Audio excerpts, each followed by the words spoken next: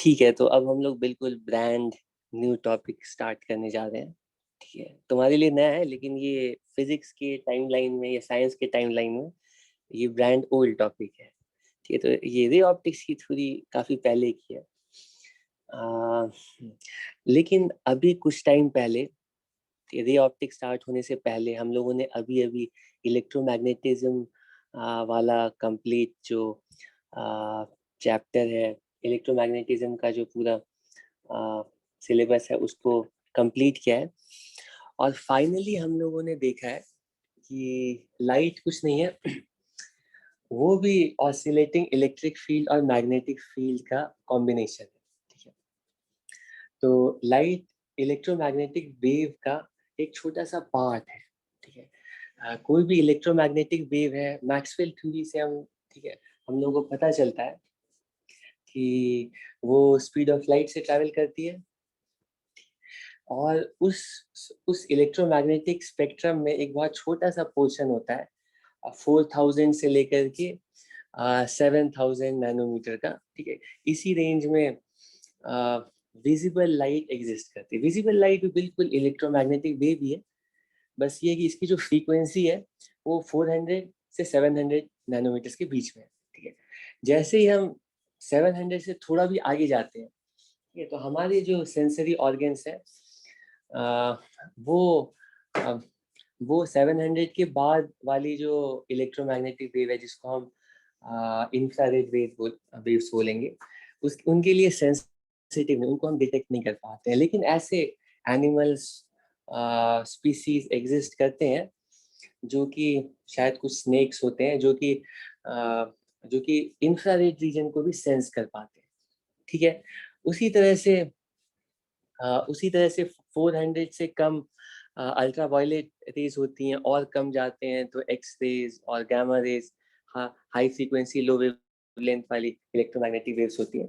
हम लोग वायलेट से स्टार्ट होता है, उसके पहले की जो फ्रीक्वेंसी है उनको हम अपने सेंसेस से डिटेक्ट नहीं कर पाते हैं। लेकिन कुछ शायद बैट्स हैं जो कि अल्ट्रा वायलेट स्पेक्ट्रम के अल्ट्रा वायलेट रीजन के कुछ पोर्शन को वो डिटेक्ट कर पाते हैं। ठीक है, ऐसा बोलते हैं कि हमारे एनिमीज जिस रीजन में रहते हैं, तो हम लोग इवॉल्व होते हैं उन्हीं रीजन की इलेक्ट्रोमैग्नेटिक वेव्स को डिटेक्ट करने के लिए। ठीक है, लेकिन एनीवे इससे इससे और कम, मतलब इस रेंज के और बाहर जाएंगे, अल्ट्रा वायलेट से और कम वेवलेंथ की इलेक्ट्रोमैग्नेटिक वेव्स अगर हम लोग देखेंगे, तो वो उनको डिटेक्ट करने के लिए कोई ऑर्गेनिज्म नहीं है, लेकिन उनको हम ऐसे इंस्ट्रूमेंट्स हम लोग बना सकते हैं जो कि उससे कम वेवलेंथ वाली इलेक्ट्रोमैग्नेटिक वेव्स को डिटेक्ट कर सकते हैं।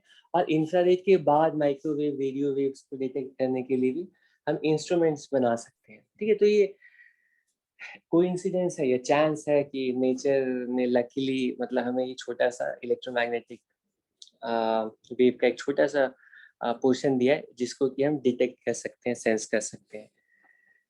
ओके, और ये जो छोटा सा पोर्शन है इसको हम लोग पहले लाइट बोलते थे, लेकिन अब यहाँ पर मैं लाइट जब भी बोलूंगा तो लाइट लाइट का मतलब वो होल इलेक्ट्रोमैग्नेटिक स्पेक्ट्रम हो, क्योंकि लाइट भी इलेक्ट्रोमैग्नेटिक वेव है, उसका एक छोटा सा पार्ट है। ठीक है, क्वेश्चन उठता है कि अभी अभी मैंने तुमसे बोला कि लाइट की थ्योरी तो बहुत पुरानी है। लाइट मतलब हम लोग काफी पहले 17th और उससे पहले 16th सेंचुरीज में भी हम लोग बिल्कुल सिंपल ऑप्टिकल इंस्ट्रूमेंट्स बना पाए। इनफैक्ट गैलीलियो, मतलब जो सोलर सिस्टम और हमारा जो पहले जियोसेंट्रिक मॉडल था और हीलियोसेंट्रिक मॉडल बना, और केपलर की जो थ्योरी है, अच्छा ग्रेविटेशन भी मैंने तुम लोगों को नहीं पढ़ा है। ठीक, ग्रेविटेशन भी इंटरेस्टिंग है, और सबसे अच्छी बात ग्रेविटेशन बहुत इजी भी है। ठीक है, एटलीस्ट 12 में अगर पढ़ोगे तो बहुत इजी है, क्योंकि उसमें तुम electric field, electric potential calculate कर चुके हो तो पहले से, तो आसानी रहती है।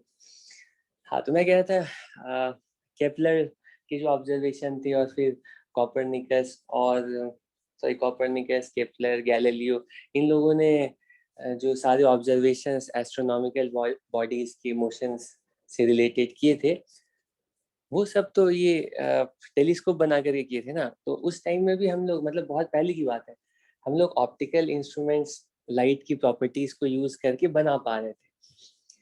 ठीक है, तो लाइट की थ्योरी इतनी नई नहीं है।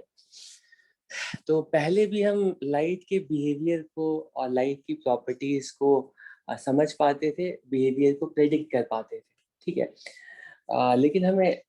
लेकिन पहले से भी कुछ लोगों को थोड़ा बहुत डाउट आता है। उसमें से बहुत फेमस जो नेम्स हैं वो क्रिश्चियन हाइजन के हैं, ये थॉमस यंग के हैं, जिन्होंने ऐसा बोला कि जो लाइट है वो वो वो पार्टिकल नहीं है, वो वेव है, क्योंकि लाइट वेव की प्रॉपर्टी शो करती है। लेकिन उस टाइम में ज़्यादा ध्यान लोगों ने नहीं दिया, क्योंकि उस टाइम में न्यूटन का स्ट्रॉन्ग होल्ड था, उसका ओवरऑल डोमिनेंस था साइंटिफिक कम्युनिटी पे। और क्यों ना हो, क्योंकि सारी थ्योरीज उससे पहले की, कोई ऐसा फील नहीं था जिसमें न्यूटन ने अपना अपना ओपिनियन नहीं रखा हो, ठीक है। तो न्यूटन के अगेंस्ट जाना मतलब एक तरह से पोप के अगेंस्ट जाना था उस टाइम में। या उस टाइम में बहुत बड़े कोई स्कॉलर है, रिलीजियस स्कॉलर है, जो कि बहुत ज़्यादा रिनाउंड है, पब्लिक एक्सेप्टेबिलिटी बहुत ज़्यादा, उनके अगेंस्ट जाना था। तो तो उस टाइम में न्यूटन के अगेंस्ट कोई भी थ्योरी को सामने रखना, यही अपने आप में चैलेंज होता था। वैसे कॉपरनिकस के टाइम में शायद तुम लोगों को स्टोरी पता है कि उस टाइम में भी उसने जब ये अ, जब उसने हीलियोसेंट्रिक मॉडल प्रपोज किया, ठीक है, तो लोग पूरी तरह से उसको अपोज किए और शायद उसको एग्जीक्यूट भी कर दिया गया था। अब मुझे याद नहीं आ रहा है क्योंकि ये बहुत पहले की मेरे ध्यान में सही से नहीं है। लेकिन जब उसने हीलियोसेंट्रिक मॉडल प्रपोज किया तो लोगों ने कहा कि बाइबल के बिल्कुल अगेंस्ट है, और अर्थ सेंटर है यूनिवर्स का, और हम लोग स्पेशल हैं, उसके अराउंड सारे ऑब्जेक्ट्स हेवनली बॉडीज सर्कुलेट कर रहे हैं, ठीक है। और ये उतना भी गलत नहीं है, क्योंकि अगर तुम्हारा वैंटाज पॉइंट अर्थ है तो तुम हेवनली सारी एस्ट्रोनॉमिकल बॉडीज को अर्थ के सरफेस पर रह करके देख रहे हैं, ठीक है।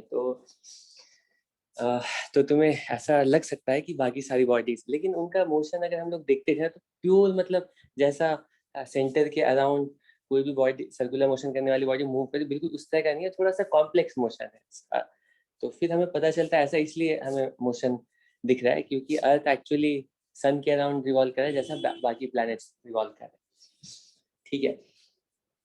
हाँ, तो मैं ये कहना चाहता हूँ कि ये जो ऑप्टिक्स की थ्योरी है, इसको, ठीक है, इसको कंटिन्यू करने का, इसको अप्रोच करने का दो तरीका हो सकता है, ठीक है। देखो ऑब्वियसली बाद में हमें पता चलता है कि लाइट एक्चुअली इलेक्ट्रोमैग्नेटिक वेव है, और लाइट के अंदर एक्चुअली इलेक्ट्रिक फील्ड और मैग्नेटिक फील्ड ऑसिलेट करके ये परपेंडिकुलर डायरेक्शन में प्रोपेगेट कर रहे हैं। तो लाइट की जो एक्चुअल थ्योरी है वो तो वेव थ्योरी है।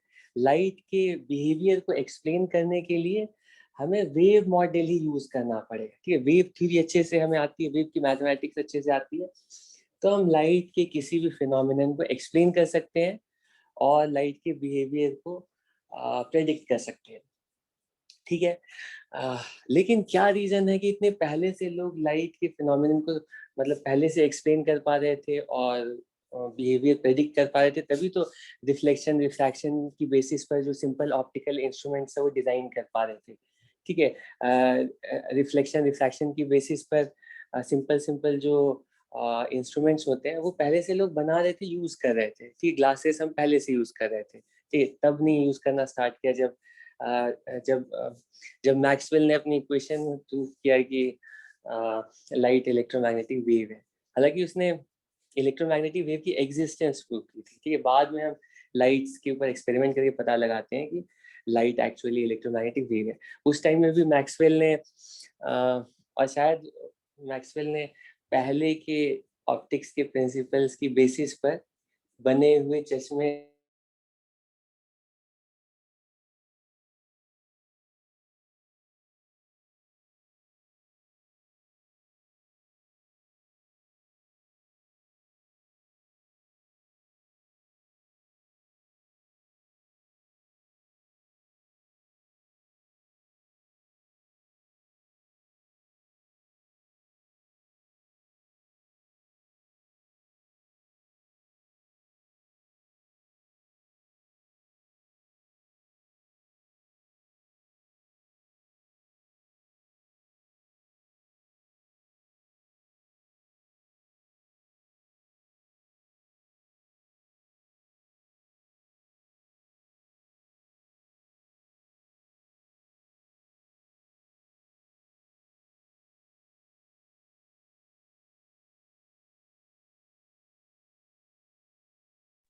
सर आवाज नहीं आ रही है सर।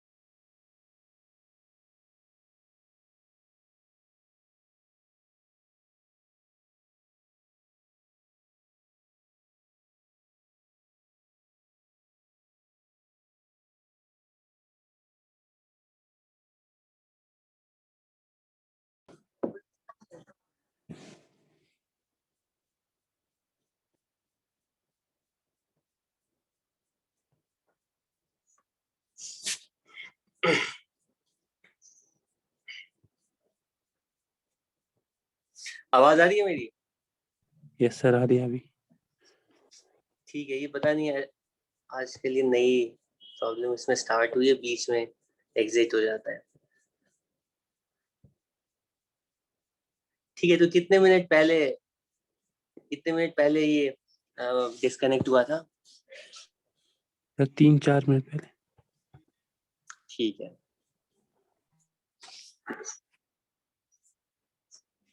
ठीक है। तो मैं अभी यही एक्सप्लेन कर रहा था कि मैक्सवेल ने एक डिस्प्लेसमेंट करंट का टर्म ऐड करता है, इलेक्ट्रोमैग्नेटिक वेव की एग्जिस्टेंस को प्रेडिक्ट करता है, ठीक है, और गेस करता है कि लाइट भी इलेक्ट्रोमैग्नेटिक वेव है, ठीक है।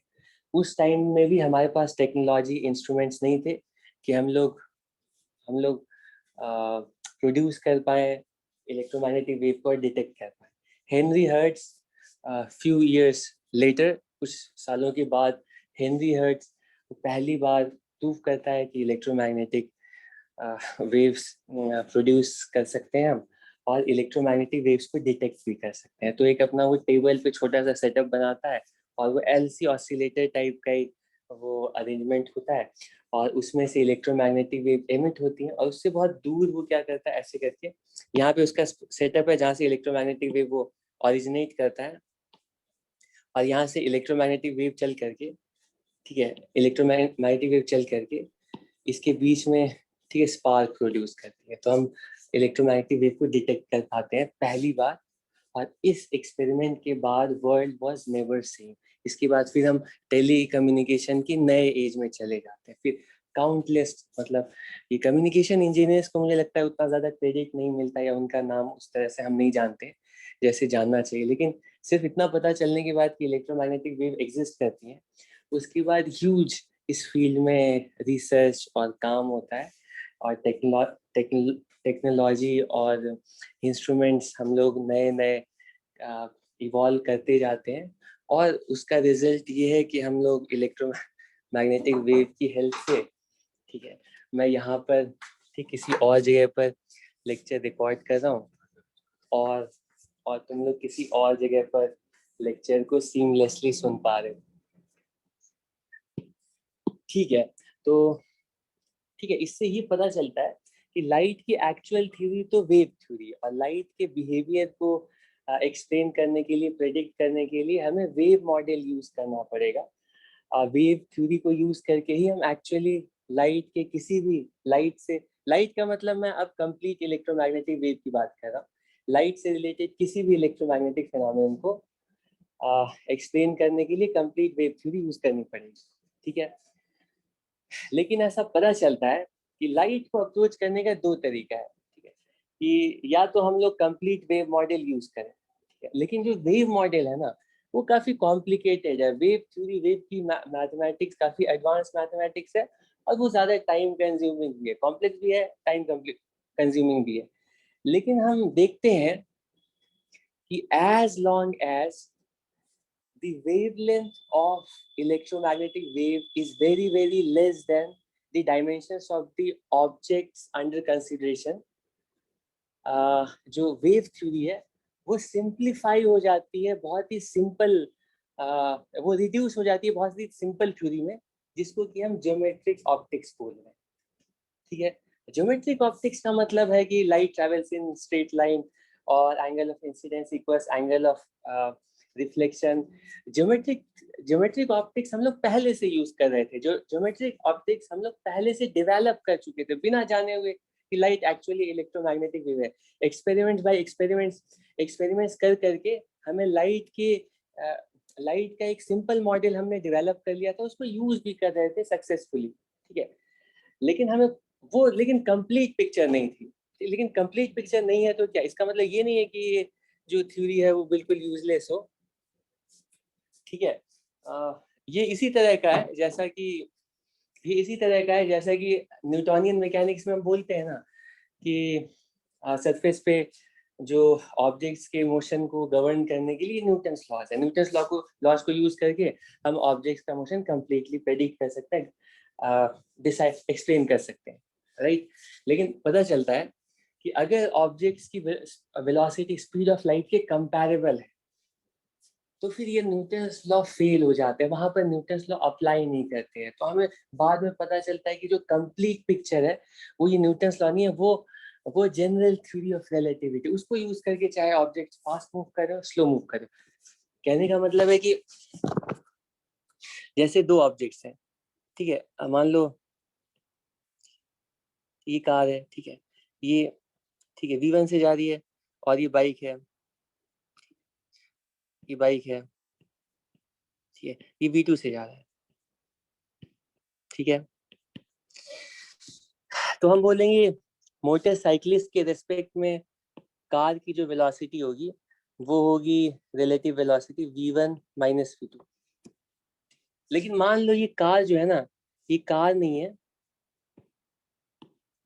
है, ये बीम ऑफ लाइट है। बीम ऑफ लाइट c से ट्रैवल कर रही है, ठीक है, बीम ऑफ लाइट c से ट्रैवल कर रही है। तो तुम्हें न्यूटोनियन मैकेनिक्स के अकॉर्डिंग तुम यही सोचोगे कि अब ये मोटरसाइकिलिस्ट के रिस्पेक्ट में जो स्पीड ऑफ लाइट की वैल्यू होगी वो ऑब्वियसली, क्योंकि ये स्पीड लाइट जो है c से ट्रैवल कर रही है और उसके पीछे पीछे ये मोटरसाइकिलिस्ट v2 से आ रहा है, तो मोटरसाइकिलिस्ट के रिस्पेक्ट में वेलोसिटी होनी चाहिए c माइनस v2। लेकिन हमें पता चलता है ये जो स्पीड है ना, ये भी c के इक्वल है। मोटरसाइकिलिस्ट लाइट को देखता है और वो भी एग्जैक्टली इसी स्पीड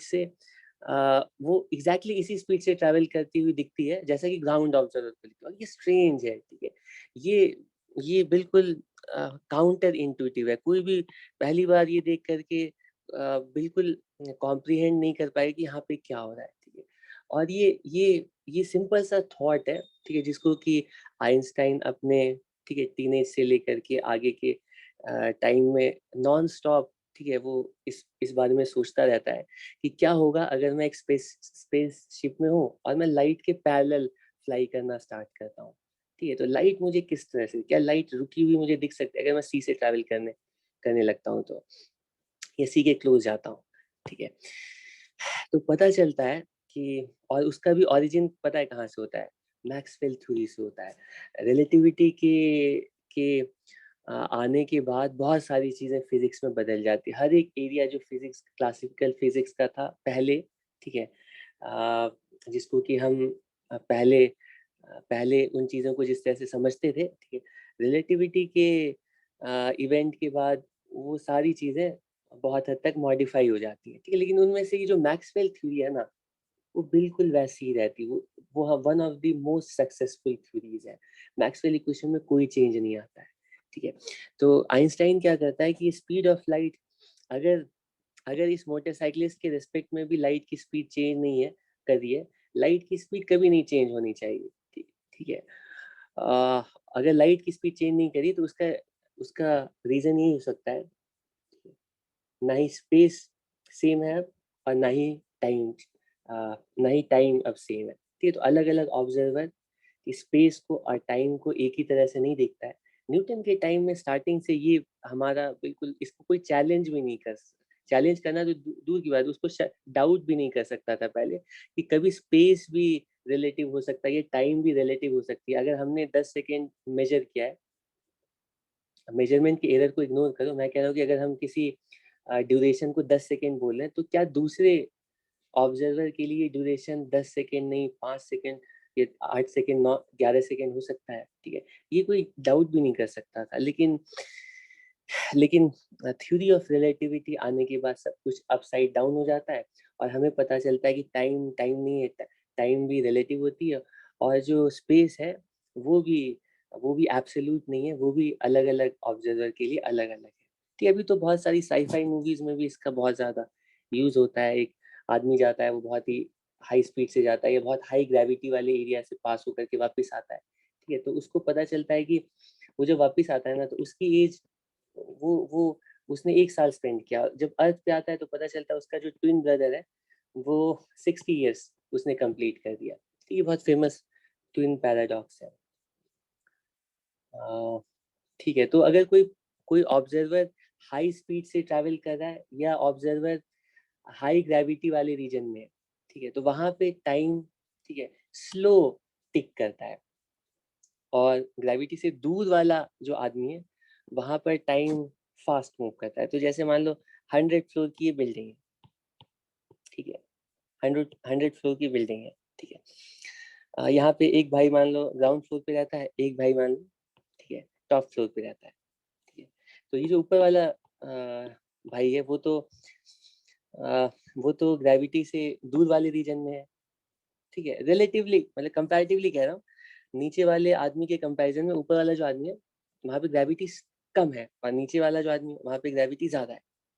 तो इसका मतलब इसके पास जो टाइम होगा ना वो धीरे धीरे टिक करेगा, और इसके पास जो टाइम होगा वो जल्दी जल्दी टिक करेगा। ठीक है, तो कुछ टाइम के बाद जैसे ही ये जो नीचे वाले फ्लोर पे रहने वाला आदमी है, ये क्योंकि वो ग्रेविटी के पास है, इसका टाइम स्लो मूव कर रहा है, तो इसकी एजिंग, ये जब 50 साल का हो रहा है, और ये, मैं बहुत ज्यादा एग्जैजरेट करके बता रहा हूँ, ये मान लो 60 ईयर्स का हो गया। ठीक है, हालांकि इसमें 0.0000 बहुत ही कम फैक्टर का डिफरेंस आएगा अगर एक्चुअल कैलकुलेशन करेंगे। तो मैं थोड़ा समझाने के लिए कि दोनों के लिए टाइम सेम नहीं है, सेम टाइम, मतलब सेम बर्थ लेते हैं, ठीक है, सेम टाइम में बर्थ लेते हैं, लेकिन ये 60 साल स्पेंड करता है तो इसका 50 साल ही कंप्लीट होता है। ठीक है, ऐसा पॉसिबल है। तो ये जब थ्योरी आती है तो ठीक है, बहुत कम लोग, ठीक है, इसको एक्सेप्ट कर पाते हैं, और वो इसके इतने ज़्यादा काउंटर इंट्यूटिव होने की वजह से है। लेकिन बाद में, ठीक है, ये जो थ्योरी है ये रियल टाइम में हम लोग डेली रिलेटिविटी को के प्रिंसिपल को यूज कर रहे हैं कि आज के टाइम में ये सबसे पहला तो इसने, ठीक है, ये आइंस्टाइन ने ये जो मरकरी के ऑर्बिट वाला वाली जो प्रॉब्लम थी, ठीक है, देखो बाकी सारे प्लैनेट्स के लिए हम लोगों ने कैलकुलेट कर लिया था, ठीक है, बाकी सारे प्लैनेट्स के लिए टाइम पीरियड कितना लगेगा और कितने टाइम बाद, और उसका एग्जैक्ट पाथ होगा, ग्रेविटी की ओल्ड थ्योरी से, न्यूटोनियन मैकेनिक्स से हमने सॉल्व कर लिया था। हमें पता था कि प्लैनेट हर मोमेंट पे कहाँ कहाँ पहुंचेगा, कब कब वापस आएगा, कितना टाइम लगेगा, सब कुछ, ठीक है। लेकिन मरकरी के लिए जो हम कैलकुलेट कर रहे थे न्यूटोनियन मैकेनिक्स को यूज करके, ऑर्बिट का प्रेडिक्शन हमारा था, और जो एक्चुअल उसकी पाथ थी और टाइम था, वो उसमें डिफरेंस था, ठीक है, बार बार एक्यूरेट से एक्यूरेट कैलकुलेशन करने के बाद, मेजरमेंट करने के बाद हमें उसमें कॉन्ट्रडिक्शन दिख रहा। जैसे ही रिलेटिविटी थ्योरी आती है, और प्रॉपर रिलेटिविटी थ्योरी की बेसिस पर, अब ये जो मरकरी है ना सन के बहुत ज्यादा पास है, वहां पे ग्रेविटी का इफेक्ट बहुत ज्यादा है कंपेयर टू अदर प्लैनेट्स। तो बाकी प्लैनेट्स के लिए तो मतलब न्यूटोनियन मैकेनिक्स का रिजल्ट ऑलमोस्ट रिलेटिविटी के रिजल्ट के आसपास आ जाता है। लेकिन ये जो मरकरी का रिजल्ट है, ये मरकरी का जो टाइम है, वहां पे बहुत ज्यादा एनॉर्मेलिटी आती है। तो थ्योरी ऑफ रिलेटिविटी अप्लाई करके बिल्कुल एग्जैक्ट वही रिजल्ट आता है जो कि एक्चुअली, जितना कि एक्चुअली टाइम लगता है मरकरी में, ठीक है। और ये पहली बार ये सील था थ्योरी ऑफ रिलेटिविटी पर, ठीक है। लोग फिर भी, मतलब मैथमेटिकली इक्वेशन आने के बाद भी लोगों को ये कॉम्प्रिहेंड करना मुश्किल था कि स्पेस और टाइम जो है अलग अलग हो सकता है। एक आदमी अगर रॉड की लेंथ को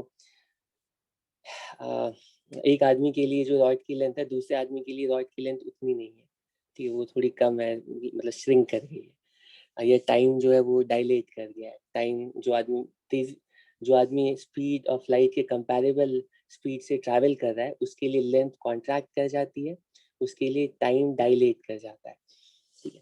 तो ये सारे स्ट्रेंज, ठीक है, इवेंट्स हैं और बहुत ही हॉट टॉपिक्स हैं थे। मतलब अभी तो हम लोग और भी क्वांटम मैकेनिक्स में बहुत सारे डेवलपमेंट्स हुए बहुत बाद में 50-60, मतलब मुझे लगता है 1900 से लेकर 1950 के बीच में बहुत ज़्यादा ये साइंटिफिक मतलब डेवलपमेंट्स का एज रहा। उसके बाद हम लोग क्वांटम मैकेनिक्स में अभी बहुत ज़्यादा उस तरह की रिवॉल्यूशनरी चीज़ पिछले 50 सालों में, उतनी ज़्यादा रिवॉल्यूशनरी चीज़ मतलब जितने की, मतलब ये सारी जो थ्योरी थी ना, थ्योरी ऑफ रिलेटिविटी और क्वांटम मैकेनिक्स, ये दोनों थ्योरी एक तरह से रिवॉल्यूशन थी हमारी पिछली पिछली पूरी सिविलाइजेशन की जो अंडरस्टैंडिंग है वो पूरी तरह से यहाँ पर मॉडिफाई हो जाती है। अब लेकिन ये जो क्वांटम मैकेनिक्स है उसमें हम लोग आगे, ठीक है, थोड़ा प्रोग्रेस कर रहे हैं और नए नए हमारे पास नया नया डेटा आता है, नए नए एक्सपेरिमेंट्स होते हैं, उसकी बेसिस पर हम लोग नई नई प्रेडिक्शंस करते हैं और थ्योरीज को टेस्ट करते हैं, गेस करते हैं। लेकिन ये काम थोड़ा स्लो है। इसका रीज़न ये भी है कि क्योंकि अब हम ऐसे रेंज में चले गए ना, ऐसे डोमेन में चले गए जो कि उतनी आसानी से, ठीक है, मतलब उस डोमेन में हम लोग इतनी आसानी से अपने एक्सपेरिमेंट्स टेस्ट नहीं परफॉर्म कर सकते। मतलब अब हम लोग बात कर रहे हैं ऐसे पार्टिकल्स की जिनका डायमेंशन सब एटॉमिक लेवल का है, या ऐसे पार्टिकल की बात करें कि स्पीड ऑफ लाइट के कंपैरेबल है, ठीक है। तो मैं एक और बहुत ही इम्पोर्टेंट, ठीक है, एप्लीकेशन थ्योरी ऑफ रिलेटिविटी का, जो कि हम लोग डेली हर मोमेंट में, हर कोई, तुम लोग जितनी क्लास अटेंड कर रहे हो, हर एक हर एक मोमेंट में थ्योरी ऑफ रिलेटिविटी का एप्लीकेशन, ठीक है, एक्सप्लॉइट कर रहा है, और वो है जीपीएस सिस्टम, ठीक है। तो पहले जो जीपीएस सैटेलाइट्स है ना, हम लोग सैटेलाइट्स को इस तरह से रखते हैं, ठीक है। अगर ये तीन ट्राइंगल्स, ये ट्राइंगल फॉर्म करके ये सैटेलाइट अर्थ के अराउंड हम रख देते हैं, और ये तीनों रोटेट करें उसी स्पीड से जितनी स्पीड से अर्थ रोटेट कर रही है, तो ऐसे सैटेलाइट्स कहलाते हैं जियो स्टेशनरी सैटेलाइट्स, ठीक है। तो इनकी लोकेशन, मान लो तुम्हारे घर के ऊपर एक सैटेलाइट है, तो वो साल भर तुम्हारे घर के ऊपर है क्योंकि वो सेम स्पीड से रिवॉल्व कर रहा है, ठीक है। तो अब इस तरह के जियो स्टेशनरी सैटेलाइट लेते हैं, तो इन जो जियो स्टेशनरी सैटेलाइट्स को यूज करके हम रियल टाइम में हर एक, ठीक है, ऑब्जेक्ट की पोजीशन बताते हैं। ये कहलाता है global positioning system, GPS system, ठीक है। 3 सैटेलाइट कम से कम यूज करना पड़ेगा, उससे कम सैटेलाइट में काम नहीं होगा। तो ये तीनों सैटेलाइट ना आपस में कम्युनिकेट करते हैं। अगर एक ही तुम सोचो कि एक ही सैटेलाइट क्यों नहीं रखा, इतना 3 सैटेलाइट यूज करने की जरूरत क्या है। तो हुआ क्या है कि मान लो कोई चोर है, ठीक है, उसका पीछा पुलिस कर रही है और ये बहुत ही कीमती डायमंड लेकर के भाग रहा है, ठीक है, धूम की तरह। लेकिन सैटेलाइट की हेल्प से पुलिस इसके पीछे पीछे, ठीक है, इसको चेस कर रही है और ये इवेट कर रहा है। तो जैसे ही ये सैटेलाइट के रीजन से बाहर आया, ठीक है, अब गायब। ये कहाँ पहुंचा है, कहाँ गया है, कुछ बता नहीं सकते। तो अर्थ के, अब तुम सोचो 2 सैटेलाइट से, तो 2 सैटेलाइट से भी नहीं प्रॉपरली, 2 सैटेलाइट से तुम सोचो ये काम तो हो सकता है, क्योंकि अगर इसको ज्यादा दूर रखेंगे तो ये भी आधा एरिया लगभग कवर कर लेगा, आधा एरिया कवर कर लेगा। लेकिन ऐसा पता चलता है कि हम जियो स्टेशनरी सैटेलाइट को किसी भी डिस्टेंस पर नहीं रख सकते हैं, ठीक है। हमें जियो स्टेशनरी सैटेलाइट की फिक्स्ड ऑर्बिट होगी, उसी ऑर्बिट में सैटेलाइट को रहना है। उससे ज्यादा दूर रखेंगे तो वो साथ साथ रिवॉल्व नहीं कर पाएगा, ठीक है। ये सब हम लोग ग्रेविटेशन में पढ़ते हैं, ये सब तुम लोगों को पता होना चाहिए अगर ग्रेविटेशन पढ़ा है अलग से। तो इसकी जो अर्थ की सरफेस से जो डिस्टेंस है ना, वो फिक्स है, ठीक है। वो डिस्टेंस लगभग होती है, सेंटर से होती है 42,000 किलोमीटर के आसपास, और सरफेस से होती है 36,000 किलोमीटर के आसपास, ठीक है। तो ये हाइट होती है इन सैटेलाइट्स की, और इसी सैटेलाइट पर, इसी हाइट पर ना ये सैटेलाइट, ठीक है, उतनी स्पीड से या उतनी एंगुलर स्पीड से रोटेट करते हैं जितनी एंगुलर स्पीड से अर्थ रोटेट करते हैं। तो अगर ये 3 सैटेलाइट लगा दिया ना, तो जैसे ये जो जीप है ना आगे आएगी, ठीक है, तो ये सोचिए बच गई, लेकिन यहाँ पे दूसरा सैटेलाइट बैठा हुआ है इसका भाई, ठीक है। तो ये तीनों सैटेलाइट साइमल्टेनियसली हमेशा कम्युनिकेट कर रहे होते हैं, ठीक है। हाँ, तो अब इन सैटेलाइट में क्या प्रॉब्लम, सैटेलाइट में प्रॉब्लम क्या है कि ये भी अच्छी खासी स्पीड से मूव कर रहे हैं, ठीक है, सर सैटेलाइट सेम की ऑर्बिट। डायरेक्शन में? हाँ हाँ, नहीं अगर ऑपोजिट डायरेक्शन में करेंगे तो कैसे काम चलेगा, ठीक सर है। उस टाइम क्या होगा अगर ऑपोजिट में रखेंगे? अरे तो ऑपोजिट में आएंगे, इधर आ जाइए इधर आ जाइए, तो ट्रायंगल बना नहीं, ट्रायंगल बनेगा तभी नहीं, तो। मैं बोल रहा हूँ हाँ, अर्थ का रोटेशन और इसका सैटेलाइट का अपोजिट में रखें। नहीं नहीं नहीं, तब तो ये जियो स्टेशनरी सैटेलाइट है, हर सैटेलाइट का अलग अलग पर्पज होता है। इन सैटेलाइट का पर्पज है कि अर्थ के सरफेस की पोजीशन को मॉनिटर करना, ठीक है, हर एक सरफेस के हर एक पॉइंट को 24 आवर्स स्क्रूटिनी में रखना, ठीक है, हर हर पॉइंट पर, अर्थ के सरफेस के हर पॉइंट पर क्या क्या इवेंट्स हो रहे हैं उसको मॉनिटर करना, ठीक है। तो अगर ये इधर उधर शिफ्ट कर रहा है ना, तो एक जगह को वो हर बार नहीं देख पाएगा, ठीक है। तो इसीलिए ये जरूरी है कि सैटेलाइट्स, मतलब ये जियो स्टेशनरी सैटेलाइट्स, वो वो फिक्स रहें, ठीक है। मतलब ऐसा नहीं, मूव करने वाले सैटेलाइट्स भी हम यूज करते हैं, लेकिन उससे वो जो सैटेलाइट्स हैं अभी तो बहुत इम्प्रूव्ड सिस्टम्स है, मैं बहुत बेसिक स्ट्रक्चर बता रहा हूँ, तो वो जहाँ पर जाएंगे ना वहाँ के रीजन को तो वो देख सकते हैं, ठीक सर है। मैं कह रहा हूँ कि अर्थ का हाँ रोटेशन जैसे क्लॉकवाइज होगा और तीनों हाँ, सैटेलाइट वो का मैं बता रहा हूँ। रोटेशन एंटी क्लॉकवाइज, हाँ तब भी मान ये। लो ये हम्म नहीं देखो, अगर ये इधर जा रहा है, ये हम्म इधर रोटेट हो रहा है, तो और ये इधर रोटेट हो रहा है, यस सर, यस। ठीक है। तो कुछ टाइम के बाद ना ये वाला सैटेलाइट किसी और पॉइंट को देखेगा, ठीक, कुछ टाइम के बाद किसी और पॉइंट को देखेगा, ठीक है। हर एक टाइम पे, ठीक है, मैं अग्री करता हूँ कि ऐसी पॉसिबिलिटी भी है कि अगर ऑपोजिट सेंस में रोटेट कर रहा है तो ये तीनों सैटेलाइट मिल करके तो हर एक पॉइंट को मॉनिटर कर ही रहे हैं, ठीक है। लेकिन हम उतना ज्यादा, मतलब ऐसा सिस्टम क्यों बनाए जब हम आसान सिस्टम बना सकते हैं, तो हम सैटेलाइट ऐसे रखते हैं कि वो, मतलब इस सैटेलाइट के फिक्स जोन हो गया ये, इस, क्योंकि वो अच्छे से इंफॉर्मेशन को प्रोसेस कर पाएगा। वरना क्या होगा ना, ये थोड़ा आगे जाएगा, अब इसका एरिया बदल जाएगा, अब इसको इसे प्रोसेस करना है, इस एरिया को प्रोसेस करने के लिए दूसरा सैटेलाइट आ गया है, ठीक है। तो अब इसको, मतलब जो हमारे पास ये सारे डेटा आएंगे उसको प्रोसेस करने में ज़्यादा एफर्ट लगेगा ना, ज़्यादा प्रोसेसिंग होगी, ठीक। वरना इसका काम है सिर्फ इतने ही डेटा को यूज़ करना, ठीक है। तो ऑपोजिट डायरेक्शन में रोटेट करने से सैटेलाइट अलग अलग रीजन को अलग अलग टाइम में देखता होगा, ठीक है। हम चाहते हैं हर टाइम में कोई एक सैटेलाइट सेम रीजन को देखे, ठीक है। ऐसा करने के लिए दोनों को सेम सेंस में रोटेट करना पड़ेगा। अगर ये इधर 90 डिग्री है तो ये भी 90 डिग्री का है, और मान लो तुम यहाँ पर, मान लो आशिक तुम्हारे घर पे, तो मान लो करगिल में यहाँ पर तुम्हारा घर है, ठीक है। तुम्हारा घर रोटेट करके आगे चला जाता है, कि तुम्हें लगेगा सैटेलाइट वहीं छूट गया होगा, मैं बच गया हूँ, सैटेलाइट साथ साथ यहाँ आ गया है तुम्हारे पास, ठीक है। तो अब इसमें क्या प्रॉब्लम होती है ये भी समझो, कि रियल टाइम में ना सैटेलाइट, ठीक है, सिग्नल सेंड कर रही होती है, वापस रिसीव कर रही होती है और डिटेक्ट कर रही होती है अलग अलग ऑब्जेक्ट्स की पोजीशन को, ठीक है। तो ये जो ऑब्जेक्ट्स और सैटेलाइट का जो मूवमेंट है ना, उनकी स्पीड अच्छी खासी होती है, तो स्पीड कैलकुलेट करोगे तो बहुत ज़्यादा आती है सैटेलाइट की अपनी स्पीड। तो सैटेलाइट के लिए जो टाइम का ड्यूरेशन, टाइम की जो लेंथ है, और अर्थ के सरफेस पे जो किसी आदमी की टाइम की लेंथ है, उसमें डिफरेंस हो सकता है, ठीक है, क्योंकि दोनों अलग अलग स्पीड से ट्रैवल कर रहे हैं, ठीक है। दोनों के लिए टाइम ड्यूरेशन सेम नहीं है। तो ये जो डेटा, सैटेलाइट जो डेटा भेजेगा ना, तो वो अपने टाइम के हिसाब से भेजेगा, ठीक है। अपने टाइम के हिसाब से उसने बोला कि 12:05 पर मान लो आशिक डल लेक पर देखा गया, ठीक है। लेकिन असल में वो जो 12:05 था, वो सैटेलाइट के लिए 12:05 हुआ था, वो अर्थ वाले सरफेस के लिए वो 11:05 हो गया था, या वो, मतलब हाँ, वो 11:05 था। तो ये टाइम लैग होगा, तब तो हम लोग कभी भी सही से प्रेडिक्ट ही नहीं कर पाएंगे किसी की क्वेश्चन, तो हमें पता चलता है स्पीड की वजह से जो जो करेक्शन आता है स्पेशल थ्योरी ऑफ रिलेटिविटी को अप्लाई करने के बाद, उसको हम एग्जीक्यूट करते हैं, मतलब इम्प्लीमेंट, मतलब अपने डेटा में इंक्लूड करते हैं, ठीक है।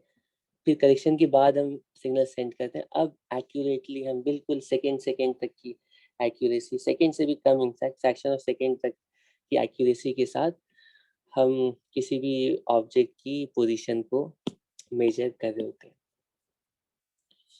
ठीक है। अब मैं बताना तुम लोगों को यहाँ पर ये चाह रहा था, ठीक है, मैंने कुछ ज्यादा ही हम आगे चले गए। मेरा सिंपल सा पॉइंट ये था, अच्छा इसको भी कंप्लीट कर लेता हूँ, कि न्यूटोनियन मैकेनिक्स के अकॉर्डिंग रिलेटिव वेलोसिटी की वैल्यू आती है v1 माइनस v2, और स्पेशल थ्योरी के बाद रिलेटिविटी की वैल्यू आती है, रिलेटिव वेलोसिटी की वैल्यू आती है v1 minus v2 upon 1 minus, ठीक है, v1 v2 अपॉन c। तो ये वाला जो टर्म है ना, ये न्यूटोनियन मैकेनिक्स में नहीं आता। तुम देख सकते हो कि v1 की वैल्यू v2 की वैल्यू बहुत ही कम है c से, तो ये वाला टर्म नेग्लिजिबल होगा। और रिलेटिव वेलोसिटी की वैल्यू, ठीक है, स्पेशल थ्योरी और रिलेटिविटी जो कि एक्चुअल थ्योरी है, अप्लाई करने के बाद भी, ठीक है, अप्लाई करने के बाद भी वही रिजल्ट आएगा जो कि न्यूटोनियन मैकेनिक्स में आया था। वो डेसिमल के बाद 20th डिजिट में कोई चेंज लाया, तो उससे क्या फर्क पड़ रहा है। तो हम न्यूटोनियन मैकेनिक्स के रिजल्ट्स को यूज कर रहे थे, हमें पता नहीं चल रहा था, ठीक है। तो मैं यहाँ पर बताना ये चाहता था कि अगर कंप्लीट पिक्चर देखें तो वो तो general theory of relativity apply करनी पड़ेगी, ठीक है? लेकिन इसका मतलब ये नहीं होता है कि न्यूटोनियन मैकेनिक्स फेल हो गया है, क्योंकि अर्थ के सरफेस के जो सिंपल इवेंट्स है, पुली ब्लॉक सिस्टम है, प्रोजेक्टाइल मोशन है, इनको प्रेडिक्ट करने के लिए हम स्पेशल थ्योरी क्यों यूज करें, सॉरी थ्योरी ऑफ रिलेटिविटी क्यों यूज करें, जो कि इतनी कॉम्प्लेक्स है, उसको अप्लाई करने में इतना ज्यादा टाइम भी लगेगा, एफर्ट भी लगेगा। हम बिल्कुल सिंप्लीफाइड न्यूटोनियन मॉडल क्यों नहीं यूज करें। ठीक है, तो हम लोग अर्थ के सरफेस के इवेंट्स को अभी भी न्यूटोनियन मैकेनिक्स से ही सॉल्व करते हैं। स्पेशल थ्योरी और जनरल थ्योरी ऑफ रिलेटिविटी के जो रिजल्ट्स हैं वो लो स्पीड पर वही रिजल्ट देते हैं, या वो जो जनरल थ्योरी ऑफ रिलेटिविटी है वो रिड्यूस हो जाती है न्यूटोनियन मैकेनिक्स में for objects moving at low speed. तो बिल्कुल उसी तरह से मैं यहाँ पर समझा रहा था कि थ्योरी ऑफ लाइट की जो प्रॉपर थ्योरी है वो तो वेव थ्योरी है।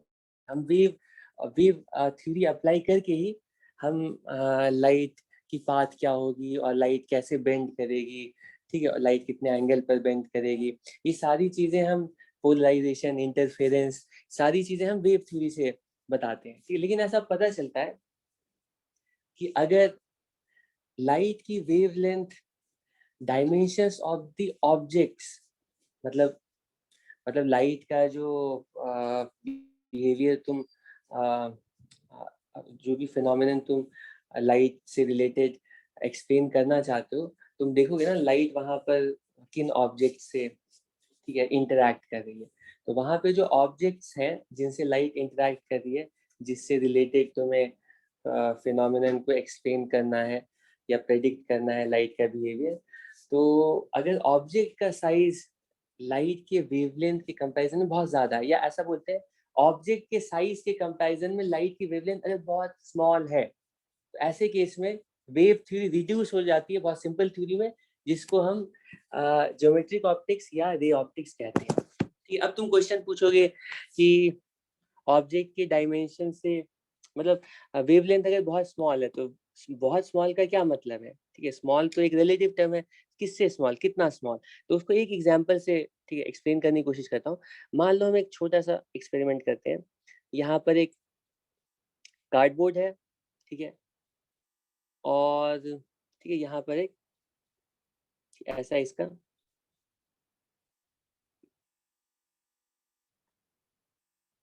ठीक है, मुझे लगता है कि इसको ऐसे बनाना चाहिए। मैं कह रहा एक छोटा सा कार्डबोर्ड ले रहे हैं,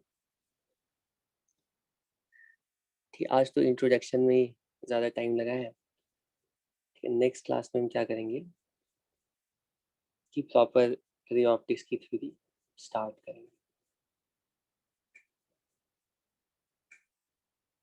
ठीक है। यहाँ रे ऑप्टिक्स में कोई हड़बड़ी नहीं करूँगा, सफिशिएंट टाइम है हमारे पास, बहुत आराम आराम से करेंगे, हर पॉइंट बहुत डिटेल में क्लियर हो जाएगा, ठीक है। तो तुम लोगों को भी उसी तरह से हर पॉइंट, ठीक है, क्लास में ही कंप्लीट करना है। क्लास के बाद ये नहीं सोचना कि क्लास के बाद देखेंगे कि ये क्या, हर पॉइंट को क्लास में 100% समझो और क्लास के बाद कुछ तो सिर्फ क्वेश्चन सॉल्व करें, ठीक है। ठीक है, तो ये हमारे पास एक मान लो कार्डबोर्ड है, ठीक है, और इसके पीछे ना हम एक लाइट का सोर्स रखते हैं, ठीक है, ये सोर्स ऑफ लाइट है, मान लो छोटा सा ऐसे करके कोई भी वेपर लैंप है या एलईडी बल्ब है, ठीक है, या लेजर, ठीक है, इस तरह से बल्ब है, ठीक है। तो इससे ऐसे करके लाइट निकल रही है, तो हो क्या होगा आशिक, क्या होगा तो इससे लाइट निकल करके ना इस छोटे से होल पर जाएगी। ये होल मान लो थोड़ा बड़ा है, इसको थोड़ा बड़ा रहने दो, मतलब ऐसे करके बड़ा है, ठीक है। तो ये लाइट क्या करेगी, इस होल से पास होगी, ठीक है, और वो यहाँ पर पहुंचेगी, इस होल से पास होगी, यहाँ पर पहुंचेगी, और इसकी एक यहाँ पर ना bright spot, bright circular spot ऐसे बैकग्राउंड ऐसा होता है, ठीक है। तो ये जो होल है ना, इसके जस्ट ऑपोजिट में, बिल्कुल जस्ट इसके ऑपोजिट में जो एरिया है ना वो इल्यूमिनेट हो जाएगा और बाकी एरिया डार्क रहेगा, ठीक है। ठीक है, तो यहाँ पे लाइट की पाथ अगर देखें, बिल्कुल स्ट्रेट लाइन फॉलो करके लाइट जितने पार्ट पर पहुंच पा रही है, ठीक है, जितने पार्ट पर लाइट पहुंच पा रही है वाला एरिया ब्राइट हो जाता है, और जहाँ पर नहीं पहुंच पा रही है वहां पे शैडो रहती है, ठीक है। अब मैं कह रहा हूँ कि ये जो पहला वाला वुडन ब्लॉक है, इसका इसके इस ऑरिफिस का जो अपर्चर है उसको हम रिड्यूस करते हैं, ये वाली जो डायमीटर इसको छोटा करते हैं, ठीक है, छोटा करते जाते हैं, छोटा करते जाते हैं, ठीक है। और छोटा करने से क्या होगा, जैसे उस अपर्चर के साइज को स्मॉल किया तो जो ब्राइट स्पॉट है उसका साइज भी स्मॉल हो जाता है, और अपर्चर का साइज और स्मॉल किया तो ब्राइट स्पॉट जो है उसका साइज और स्मॉल हो जाता है, ठीक है। ठीक, अभी तक कोई प्रॉब्लम नहीं है, बिल्कुल रे ऑप्टिक्स की थ्योरी, ठीक है, यहाँ पर फॉलो हो रही है। लेकिन जब अपर्चर का साइज बिल्कुल स्मॉल हो जाता है comparable to the wavelength of light, यहाँ पे मान लो हम विजिबल लाइट ले रहे हैं, और विजिबल लाइट की वेवलेंथ कितनी होती है, कितनी होती है, वो 10⁻⁻7 के ऑर्डर की होती है, ठीक है। पॉइंट 0.4 0.5 माइक्रोमीटर या 10 माइक्रोमीटर के ऑर्डर की होती है, मान लो, ठीक है, ये रफ फिगर यूज कर रहा हूँ। 10 माइक्रोमीटर बहुत ही स्मॉल साइज, अगर उस साइज का तुम ये अपर्चर बना दे तो हम क्या देखते हैं पता है, इसके बाद क्या होता है पता है, ये जो लाइट आगे आ रही है ना, हालांकि ज्योमेट्रिक ऑप्टिक्स प्रेडिक्ट करती है कि ये सारी लाइट यहाँ पर एक और छोटे साइज का ब्राइट स्पॉट बनाएगी, लेकिन हम देखते हैं ये जो लाइट है ये फैन आउट हो जाती है और स्प्रेड कर जाती है, इंस्टेड ऑफ कन्वर्जिंग ये लाइट स्प्रेड कर जाती है, और जो होल है ना, होल का जो एरिया है ना वो और ज्यादा बढ़ जाता है कम होने की बजाय। तो ये स्ट्रेंज इवेंट है, ठीक है। और इस फिनोमिनन को हम सिर्फ वेव थ्योरी में एक्सप्लेन करते हैं। वेव थ्योरी में हमें पता चलता है कि जो लाइट है ना एक्चुअली वो पार्टिकल नहीं है, वो तो वेव है, और वेव जो है हर ऑब्स्टेकल के बाद वो बेंड कर सकती है, और ये सब हम डिटेल में आगे डिस्कस करेंगे। मैं यहाँ पे बताना चाहता हूँ कि अगर wavelength of the light is very very less than the dimensions of object, यहाँ पर डायमेंशन ऑफ ऑब्जेक्ट का मतलब इस होल का डायमेंशन होगा, वरना हम लोग आगे देखेंगे कि वो ऑब्जेक्ट्स का डायमेंशन वो लेंस का डायमीटर हो सकता है, और जो जिस ऑब्जेक्ट की इमेज फॉर्म कर रहे हैं, ठीक है, तो वो उस ऑब्जेक्ट का साइज हो सकता है। तो जो ऑब्जेक्ट का साइज है उसके कंपैरिजन में अगर जिनकी हमें अ, जिनसे रिलेटेड हमें ऑप्टिकल फिनोमेना को लाइट के बिहेवियर को हमें ऑब्जर्व करना है, एक्सप्लेन करना है, उन ऑब्जेक्ट्स के डायमेंशन के कंपैरिजन में अगर वेवलेंथ ऑफ लाइट बहुत स्मॉल है तो ray optics well and good, इसको हम अप्लाई करेंगे और इसी को अप्लाई करके रिजल्ट्स निकाल सकते हैं। लेकिन जैसे ही ऑब्जेक्ट्स का डायमेंशन वेवलेंथ ऑफ लाइट के कंपैरेबल होगा, अब हम लोग रे ऑप्टिक्स को यूज नहीं कर सकते। रे ऑप्टिक्स को यूज करके हमें प्रॉपर रिजल्ट्स नहीं मिलेंगे, हमें प्रॉपर वेव मॉडल ही यूज करना पड़ेगा। वेव थ्योरी अप्लाई करके ही हम प्रॉपरली पता लगा पाएंगे कि इमेज कैसी बनेगी, लाइट किधर ट्रैवल करेगी, कैसा पाथ होगा, ये सारी चीजें, ठीक है। ओके, ठीक है, तो आज मुझे